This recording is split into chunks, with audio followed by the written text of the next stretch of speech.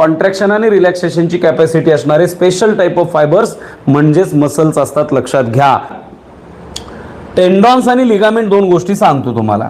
बघा मित्रांनो, लक्षात घ्या, इथे टेंडॉन हा शब्द आपल्याला येऊन गेलेला आहे. पहा या ठिकाणी टेंडॉन कशाला म्हणायचं, टेंडॉन नोट करून ठेवा. Tendon, tendons the tissue that joins, the tissues that joins bones with muscles, with muscles. बघा रे, लक्ष द्या, आपल्या शरीरातल्या हाडांना मसल सोबत जोडणारे जे टिश्यू आहेत त्यांना म्हणायचं टेंडॉन. काय म्हणालो, हे मांसाचा गोळा आहे ना, हे मांसाचा गोळा आहे ना, याला हाडांसोबत जोडायसाठी काय लागेल, टेंडॉन्स लागतात. Okay, done. आता दुसरं, हा विचार कधी आलाय का, how can we do the movement of our hand. Okay, so this one I can take here and then I can relax them like this. Okay, so why it is possible? तर या जिथं joint असतात, लक्षात घ्या, ज्या ठिकाणी joint येतात त्या प्रत्येक जॉईंटला दोन हाडांना जोडण्यासाठी स्पेशल टिश्यू आहेत आपल्या बॉडीमध्ये.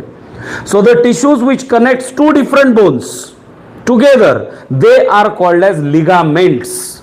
त्याला म्हणायचं लिगामेंट्स.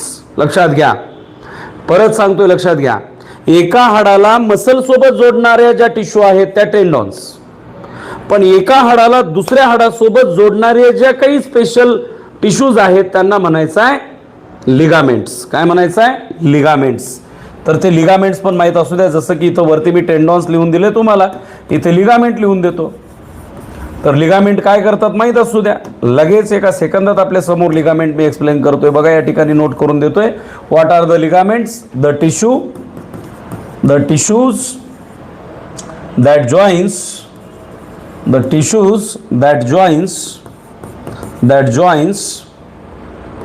two bones together.